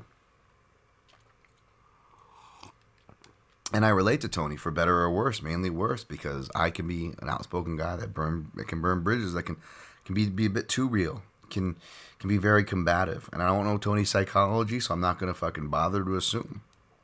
But for me, I know what it is. I just have a history of fucked up family, friends, and work environments to now I'm ultra defensive. And I always feel like I'm not liked, I'm not wanted, I'm not supported. Even when it's not true. Even when the cases where it's not true, I will still feel that way. That's why I forgive these fighters, because I get it. It's not right. I'm not saying it's right, folks. I'm just saying that I get it. And I get where it comes from, and it's a chip on the shoulder. I'm not wired like a fighter as I'm a badass or athlete or cool or any of these things that they are, but I do come from the martial arts world. I do come from broken house home, troubled family, whatever you want to call it, abuse, abandonment. Yeah, checkbox, man. I got all those fucking issues that causes a damn chip on the shoulder, And so I get it. I get it, man. I get not feeling like you gave your fucking all for, listening to the beginning of this podcast. I get feeling like you give so many good years, and then you realize what's been given back to you. When that realization, it hurts, man. It hurts. We all have different ways of dealing with it, and it might not be the right way. I'm not saying it is. I'm not saying it is for me or for Tony. In fact, we're probably definitely in the wrong. That doesn't change the spirit. That doesn't mean we can't acknowledge the spirit and empathize or sympathize or be compassionate even about what they're saying and the truth that is being spoken, the truth in between the lines, right? The important stuff, right? Because it's not just Tony Ferguson that needs health insurance and deserves it. He got fucked up for his time and got fucked over, right? One of the many people that's why it's such a big deal when you have these DuBronxes and these RDAs and these fighters who made the hard road, right? Because they got the Dana White Brown privilege, coincidentally, just mentioned all Brown fighters taking the long road there, right? That's why that shit will 12 times out of 10 be 1,000 times more impressive than some opportunistic undefeated record for a guy who literally, I'm not even looking at it right now, but gun to my head, I'll say that literally pulled out of more high-level fights than took high-level fights in Khabib. But we all love to be right. We all love to be on the winning team. We all love to be in a winning argument. And an undefeated record, well, that doesn't leave very much room for argument if you want to do that shitty debate tactic where you take one undeniable fact like the sky is blue and you hide everything behind it and you don't acknowledge anything else, despite it being part of the proper context and picture. So yeah, fuck yeah for Tony bringing up what everybody from other fighters, right? It's not just media. It's not just promotion. Like other fighters themselves, fans won't bring up. In fact, fighters and fans will be the ones that'll defend the promotion and bootlick. It's like that broken relationship, you know. The drug dealer thing, right? They got him hooked, to Tony's point, right? So yeah, man. It doesn't got to be a racial thing, even though he's using the Dana White privilege and the Dana Brown. Obviously, he's just being tongue in cheek there. The real message, the thing we should be focusing on, is these fighters are going through, man. What they're getting, and more importantly, what they're fucking not getting. This bullshit, fucking NFT crypto shit. Insert Dan Tom jerk-off chip here. Get the fuck out of here with that shit. Pay these fucking fighters, man. I know we like to cash our bets. We come here for breakdowns to be entertained. But you know what? Dude, these people give their fucking life and limb for our entertainment, man. So you guys might not like it, but Tony Ferguson is up there spitting the truth. You might not like it, but he is. And man, I sentiment with that, you know. I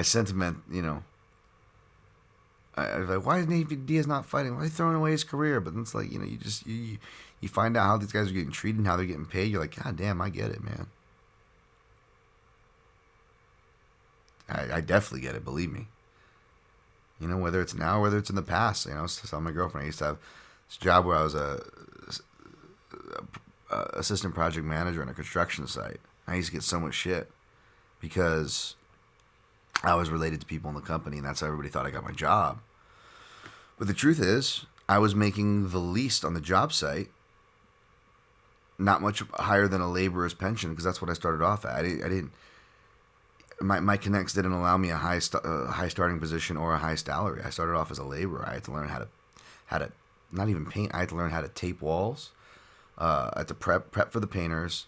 I had to tape and patch walls first, then texture, then paint. Then took some years off my life getting this fucking license to spray the special Dynamix fireproofing installation I did for years. I literally did every job of the interior crew portion, even some stucco work and some roofing stuff as well, before I got to that job. And when I finally got to it, only because I could speak some languages and stuff and was good with the crew, but like, yeah, I didn't get shit for it. And I just remember every day walking in the fucking trailer, people would give me shit. Like, hey, Chinito. Hey, Chino. Fucking nice air conditioning in there, eh? Like, what the fuck is that? You guys acting like, you guys acting like I didn't just fucking, cut you at 37 hours in the week and let you write 40. You're acting like I'm not out there doing the work with you guys, which I would make it a point to. And I was like, I just wish so badly I could tell people what I was making, Just they shut the fuck up. And realize we're all in this together. And I kind of see that picture happen with the fighters. You have flashbacks and people thinking of me like, oh, you have a blue check mark and you're in the media. You must have it fucking made. You must make a lot of money. You must. It's like, no, I don't. You must have a following, good podcast following. Can we work with you? All right, you'd be surprised when I tell you my numbers, but all right. It's a funny game, man. Sorry to devolve my breakdown into that, but I'm picking Chandler here. There's no way for anybody to know how he's going to fight, for anybody to pretend is stupid. But the reason why I was making a case on that panel was because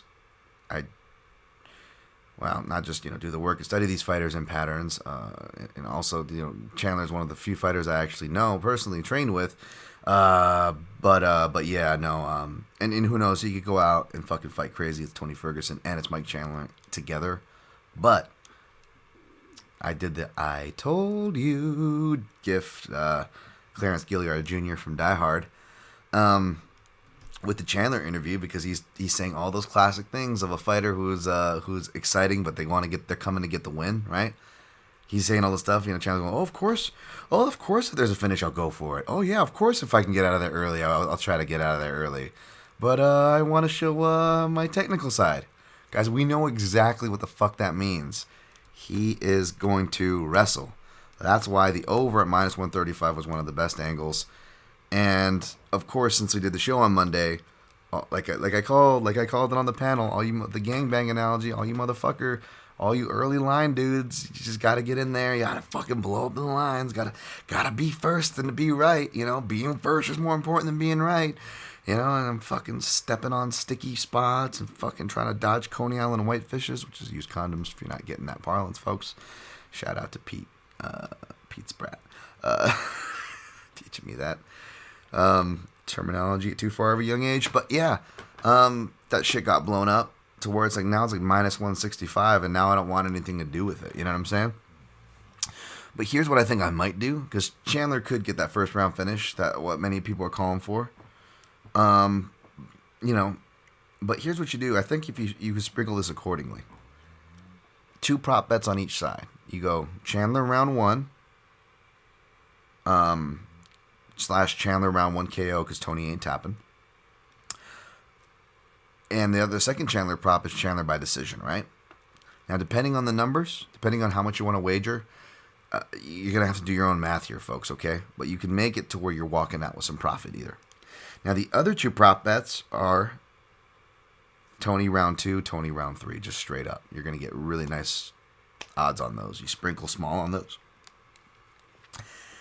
I didn't do it myself, but I feel like with the numbers that be, you can create a winning combination for some guaranteed profit, a scatter shot, if you will. But yeah, or if you like any of those ones in particular, those are the value point spots, I think, where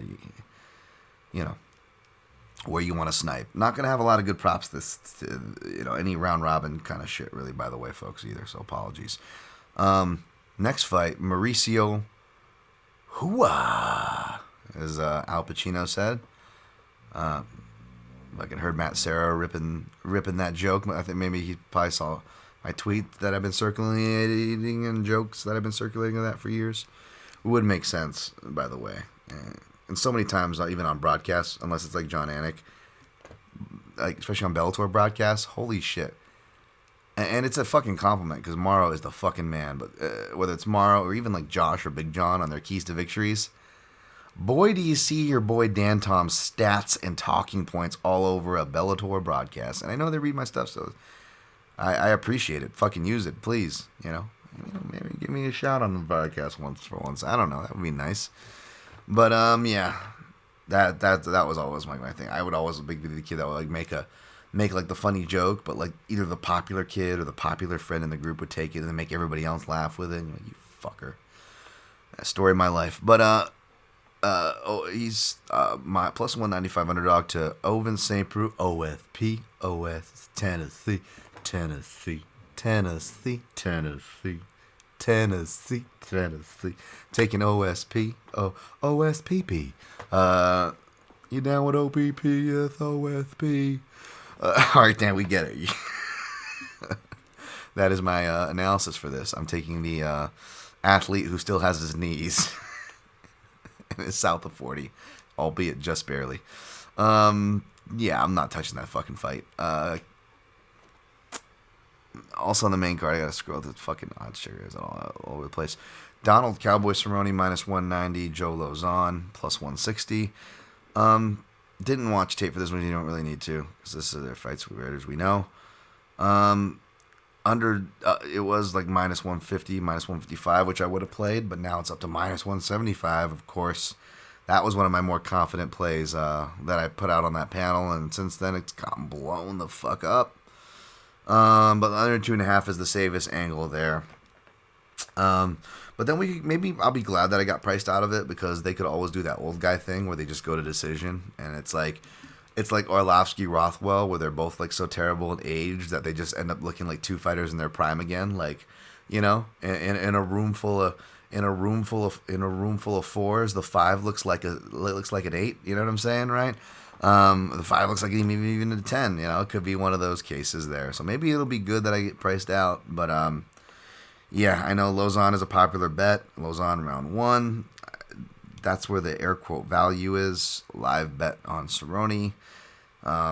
Those are all the obvious talking points. You don't really need to watch tape to realize those things. Good luck if you're taking any of those shots. I am not. I am going to pick Cerrone, and I'll pick him to get a late finish. That'll make underbettors probably sweat. It'll be probably close to that under point, but I'll take Cerrone to survive the storm. And be motivated in front of the crowd and his kid, and the time off. Yeah, Mita-san. All right, Chaos Williams minus 125, Randy Brown plus 105. This was a line I was targeting, and then, you know, I saw some people I respect on Randy Brown, and I don't know if that did it, but then the line started tightening, and then when I actually got around to this fight, I'm actually thinking about changing my pick to Chaos Williams. I'm not going to play Randy Brown, but I was thinking about changing my pick to Chaos Williams. I'm going to stick with the Randy Brown pick, but I will say after watching the tape, I got scared away. You know, Randy Brown, he'll listen to his corner and get a takedown. He's got an excellent ground game and could, not just better than Chaos Williams, but could submit Chaos Williams on the ground. But Chaos Williams attacks with more volume than I remembered, and he attacks the legs consistently and a lot more than I remembered. And that's going to be big against a guy like Randy Brown, who is really good with his left hand, is going to put weight on that lead leg. And also, you know, can make some suspect decisions, you know, can really, you know, I know he does come from a boxing background, but he'll kind of go low-handed, play his shell, kind of get dangerous. And again, man, I'm not that far away removed from playing Baeza, who got iced by the same guy, another tall guy in the same division, right? And you know, Brown can be hurt, so shit, man. I feel like actually changing my pick to Chaos Williams, to be honest, right now. And if he was training over at, even though so far I've faded everybody from ONX, but I saw him post a picture with Gaethje. I don't know if that's an old one or not, but if he's training with them, that could be a good sign too. I'm gonna take Randy Rude by Brown still for a pick by decision, but oh my god, I am not playing this at all, and I'm glad I always reserved that right and told y'all, you know, pump the brakes, don't pick or play it on my behalf. I got to see where I end up. Well, that's where I ended up, Brown, but no damn play, that's for sure. Norma Dumont, minus 225. Macy Chasson, plus 185. I was going to look into this one for a parlay piece, but I'm like, I don't want a parlay. There's enough straight shots and dog shots on this card you can take and that I took.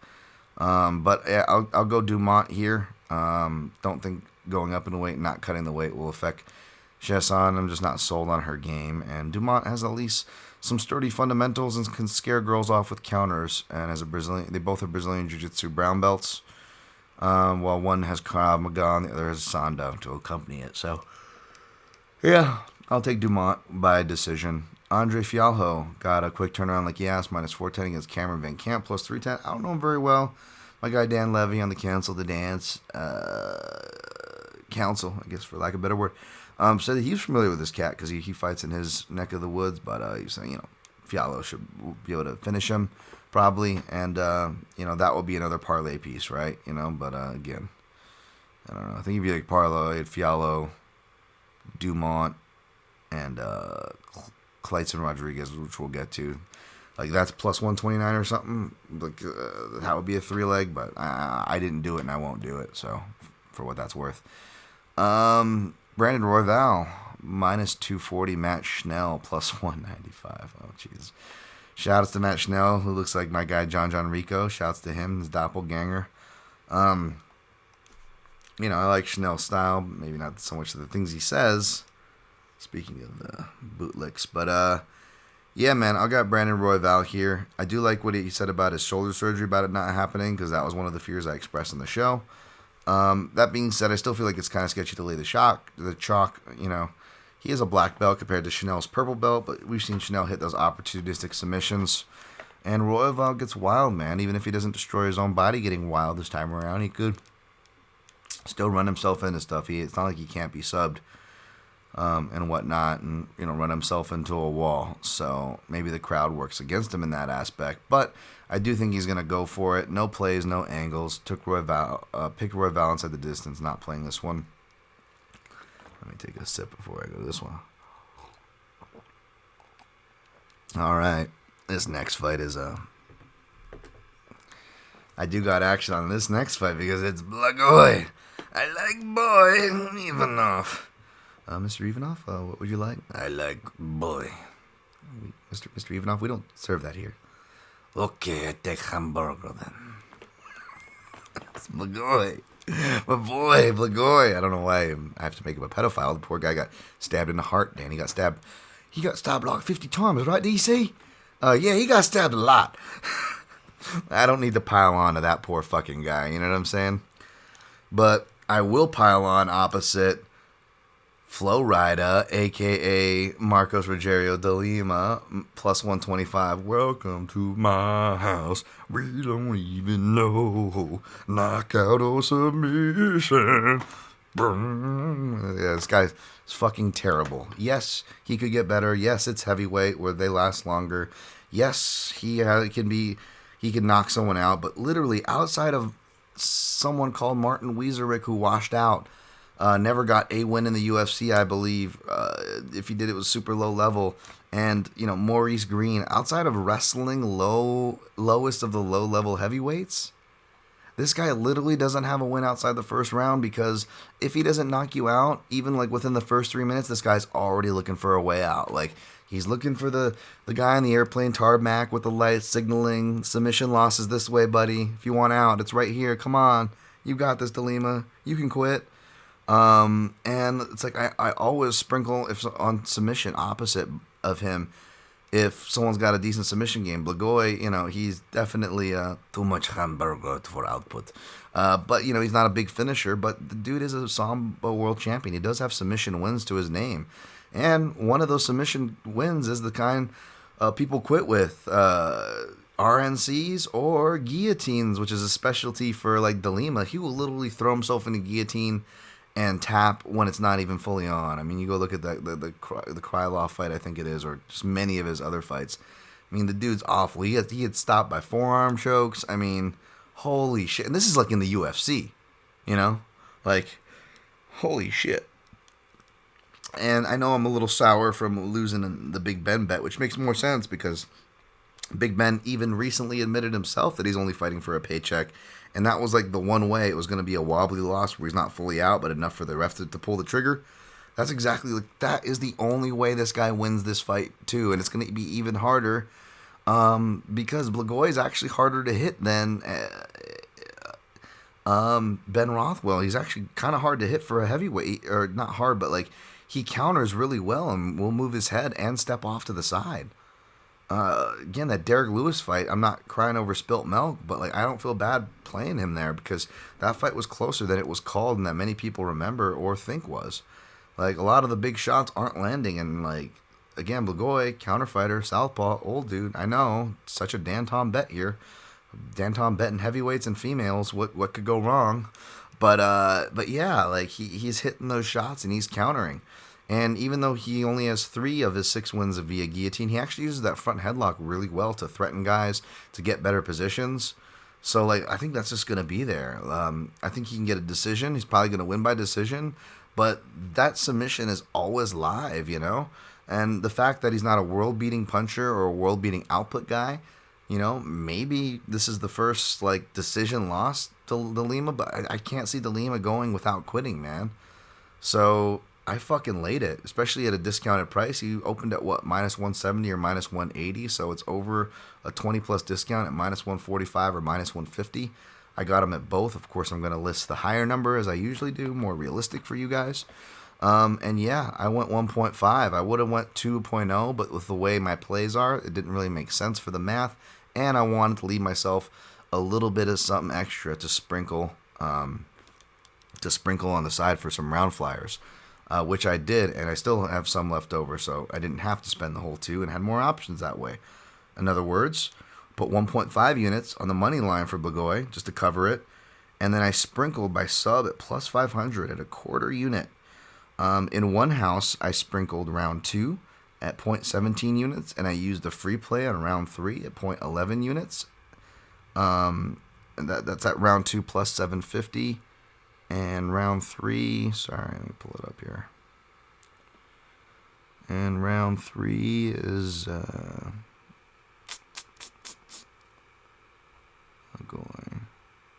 1,100. I think I got it for 12 actually. And then in the other house that actually does the round method, I did a round 3 sub for like 0.10 unit in that house for plus 18. If that makes sense. So the sub, a quarter unit, and then pretty much like 0.10s in each other house. So essentially only like an additional 0.35 units as far as the prop play for Blagoy is there. All right, I'll get to this next one fast, I guess. We got Masa Randuba, Trinaldo, Danny Roberts. You know what, I hate to pause, but I got to pause real quick, sorry. All right, I'm back. Sorry about that. Use a little boy's room. Too much coffee. Yeah, we got Masa Randuba, who is southpaw versus southpaw matchup here. Masa Randuba is 7-3 against UFC level lefties, with his losses. I tweeted this out, of course, being to early in his career Alcantara, and then of course grappling based losses to Chiesa and T-Bow, baby. Of course, you know. Again. Speaking of undefeated fighters, you know, Gleison T-Bow has something to say about Khabib's undefeated record. Wink, wink. But yeah. Whereas Roberts is 1-1. Both grapplers, Nathan Coy, he lost to Claudio Silva, beat Nathan Coy, although he was getting wrestled by Nathan Coy until throwing up a triangle. So yeah, but I think Masa Randuba is the better grappler. Brazilian Jiu-Jitsu black belt, or brown belt, black belt. Should be a black belt by now. Better wrestler, but Danny Roberts is a hell of a scrambler. But like the output was what surprised me looking at Roberts' output, because, you know, Trinaldo's not the highest output, but his counters are going to be live. I think he can get enough output and damaging shots to win a decision, and then with the way Roberts has been rocked and stuff, like, I wouldn't be surprised for another surprise knockout for Francisco Trinaldo. You know, the power's the last thing to go. It's not, you know, he used to fight a lightweight, but he's not a small guy, and Roberts, you know, not the most sturdiest, right? He's a dog. He'll fight for it. Danny Roberts cashed for me last time out against Ramazan Ameev. Picked and played that. So I love Danny Roberts, but I think this is Trinaldo. I was hoping to get dog money, and I will play him. I'll probably throw a unit, actually, just money line, because, again, I don't know if he's going to finish him or decision. But I wanted people to fade the old man, and it doesn't look like it's happening, but if it does go dog money, I'll lay it. Pick Trinaldo. We'll go by knockout, but he could win a decision. For Robert's sake, I hope it's a decision, because I don't want to see him get knocked out, but, you know.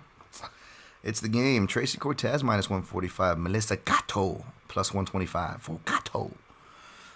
Taking Gatto here. Surprised because I like Cortez, you know. Easy. No, I'm not going to win. No, attractive lady, man. Attractive girl. But yeah, no, I like her as far as her style goes. She wrestles. She rides. She's pretty well rounded. She's got a good sense of things. Seems to be a fairly fast learner. So something to keep in mind here. She can make some big jumps and improvements. But you know, Melissa Gatto's in that range too, right? And she's not exactly non-athletic either. In fact, you know, she's another big flyweight for this division. And Cortez kind of has trouble making this weight, which is something to look out for. And her style requires a lot of energy, which is something to look out for, right? We've seen her kind of slow down in fights, and decisions have gotten close. You know, she arguably, you know, it was a close fight. It could have gone either way. Some people I respect had it scored 30-27 for her, right? But like I actually just barely edged Justine Kish in the second round, and then more of an argument in the third. As far as the damaging shots compared to what Cortez was actually getting done with her grappling, and you know me, I'm more of a grappling bias guy, right? Give more credit to back takes and stuff than most, without having to cite the body triangle, like just for what it is, right? But that being said, I actually went with Kish for what it's worth, but I totally wasn't like a score I was married to, but I saw why it was a split, because I'm like, yeah, I kind of leaned toward her in the last 2 rounds, to be honest. I think she had the more damaging strikes. And if a former off-balance, you know, strawweight who looks like Reagan when she was possessed by the Exorcist, Merrick, in Justine Kish. Poor Justine Kish. You know, what's Gatto going to do? It seems like she's got some real sting on her shots. And, you know, she's got a stinging right hand, which right hands, especially counter right hands off kicks, like Cortez seems to kind of have a magnet for.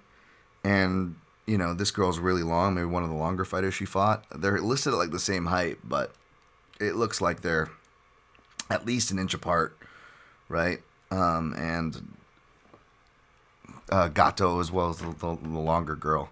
She also has a lot of anti-wrestling techniques, even when she's not facing wrestlers. Like she throws knees, snapping front kicks that hurt their opponent, as we saw with Sarge Eubanks. And she throws a lot of uppercuts too, so like that's a lot of just a little more body work, and she's essentially got a complete anti-wrestling arsenal as far as strike selection goes, right? She's got good takedown defense thus far, but she seems to be kind of sloppy for the takedowns, and I could see her overextending herself and getting reversed and taken down from going for a takedown. That's something to watch out for, but again, regardless of how Cortez gets her takedowns, I feel like that's just going to raise the cooking temperature of this fight. You know, because that's another thing. Like, it's rare for girls to gas, but it looks like girls like really feel the pace of Gatto's fight, because she's always going for the finish. And she almost reminds me of like a young DuBronx in there, just chaining submissions together and getting really aggressive with it. To where like she could be a fighter that could win a round off her back or sway around, right? She does some damage, hurts Cortez, and then Cortez has to take her down.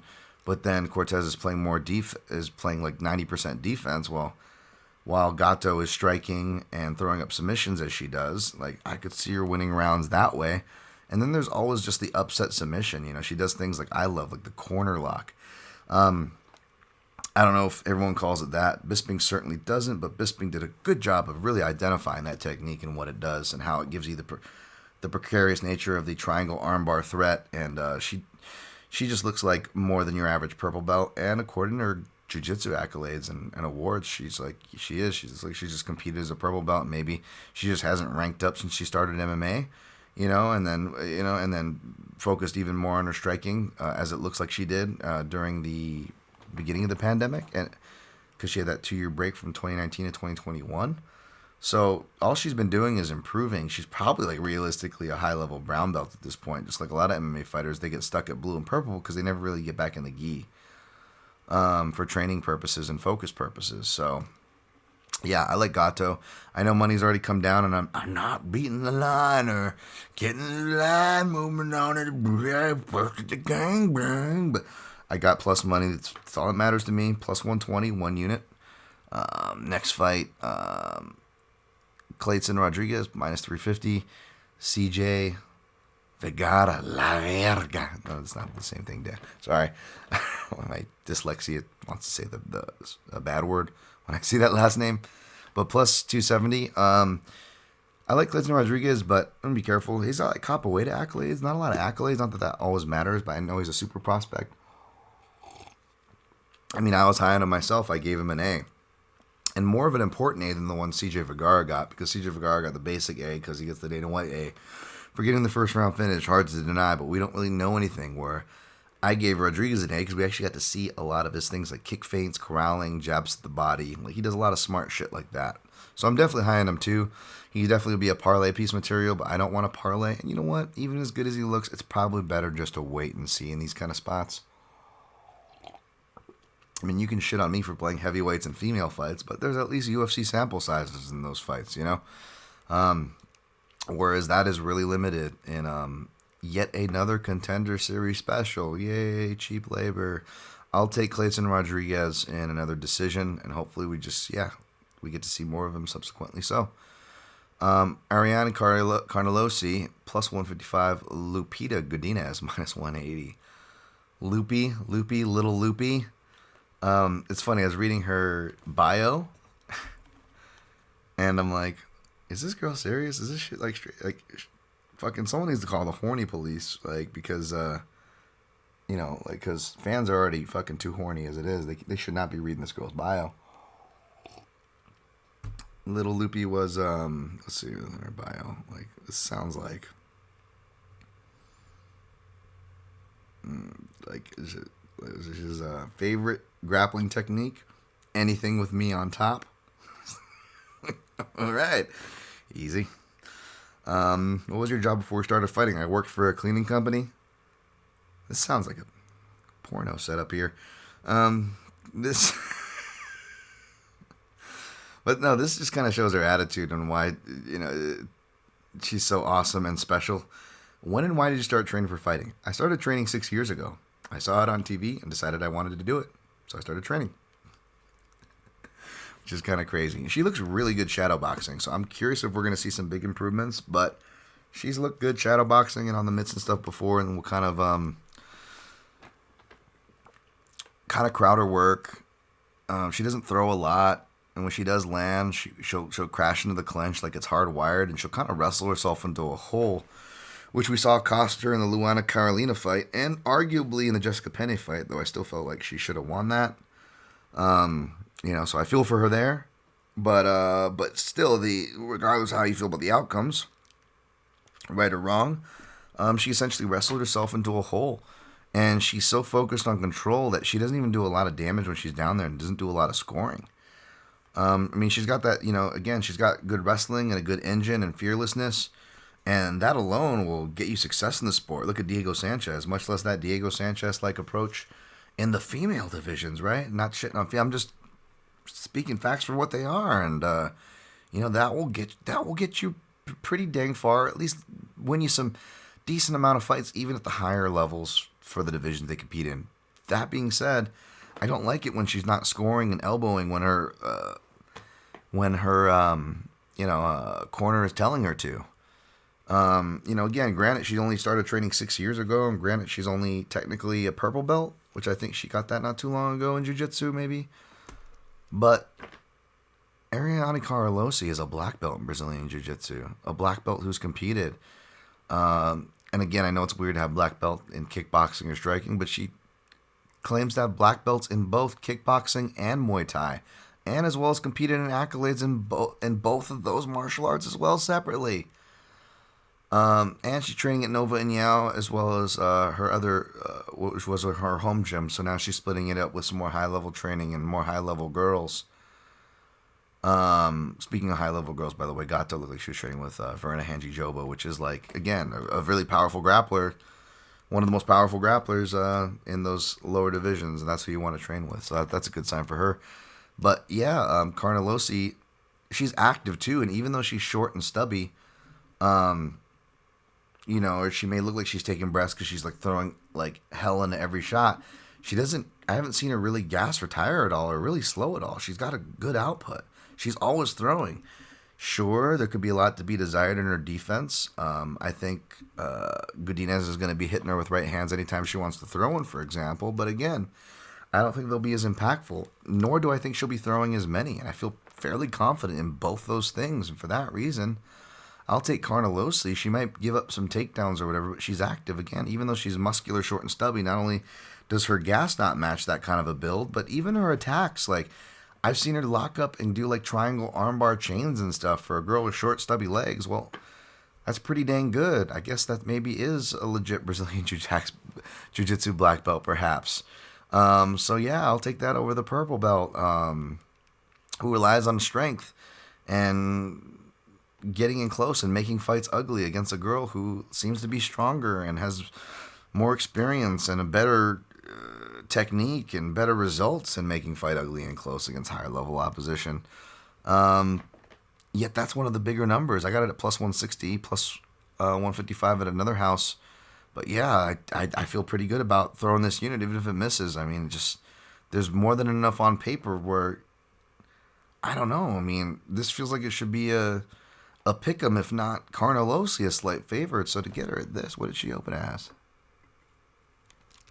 Yeah, at plus 130, it was closer, even though I still disagree with who is favored in that equation. Out of principle, out of my stylistic reads, Yeah, I'm gonna again, just like Gato over, taking Brazil over, taking Brazil striking and jiu-jitsu over Mexican wrestling and cardio and heart, not to make it a racial thing or whatever. But I'm just saying, like, it's that same dynamic in both the female fights that I'm playing against. And I usually don't play against the grapplers. But again, WMMA and this low level and, we're lower level still have some to prove, but we've seen enough to go off of. Judging criteria and trends, I'm going to go with the damaging fighter because that's who should be winning, right? Heck, some of them are near undefeated. I know Carnelossi, she's been sub once, but that was in the beginning of her career at Amanda Hibosh. And then, the cut stoppage to Angela Hill, and she was actually doing pretty decent in that fight, especially when you cut through the typical Angela Hill biased commentary that you have to deal with. So yeah, 1 unit on Carnelossi. Next fight, Fernie Garcia, minus 145. Journey Newsom, plus 125. Gonna take Newsom. Hope he throws leg kicks because I think Fernie has shown susceptibility to that. And even though he got the TKO, his first TKO win on Contender Series, he seems to really throw himself into punches when I went back to watch some of his earlier stuff on LFA. So I don't know if he's going to have the technique or power to resurface some of the durability troubles that have traditionally troubled Newsom. So I'll take Newsom. He's an underdog, but I didn't play it. Not too confident. Didn't study too much into this fight. So, yeah. All right. I know. Hopefully we at least kept it under 2 hours here. All right. 153. All right. Well, all right. I'm going to recap my picks and plays here. Yeah. All right. Taking Slim Charles over Gaethje. Taking Esparza over Namajunas. Chad Hose. Taking Chandler over Ferguson. Hearts with Tony. Taking OFPP over Hua. Taking Cerrone over Lausanne. J. Lau. Taking Randy Rude Boy Brown over Chaos Williams. Keep on sleeping on me, the doctor's going to wake you up. Taking Norma Dumont over Macy Chasson. Taking Andre Fialho for Cameron Von Camp. Taking Brandon Royval over Matt Schnell. Taking Blagoy. I like boy. Ivanov over Welcome to my house. Rogerio de Lima likes submissions. Taking Melissa Gatto over Tracy Cortez. Taking Clayton Rodriguez over CJ La Verga Vergara. Taking Ariane Carnelossi over Little Lupita Godinez. Taking Journey Newsom over Fernie Garcia. Played Blagoy I like Boy. Minus 150, 1.5 units. Played Gato. Plus 120, 1 unit. Played Carnelosi. Plus 161 unit. If Carla gets over plus 180 or plus 185, maybe I'll throw half a unit. Or I'll throw a half a unit on decision, possibly. I'll tweet it if I do. Slim Charles inside the distance is not priced where I want, nor probably will it be. If I do end up laying that, I will tweet it out. Even off by sub, I did sprinkle a quarter unit on that plus 500, as well as some little flyers with free plays, as well as not free plays, but they were so small it didn't matter. Round 2, Blagoy plus 750, 0.7U. Round 3, plus 1200, 0.11U. And then the one house with the method and sub, I did take a little flyer. Round 3 sub plus 1800, 0.10U. There just to see. Hopefully some of those cash. That would be really nice. Otherwise, good luck on your picks and plays, folks. Enjoy the weekend. Thanks for the love. Sorry for another long episode. And always protect your neck.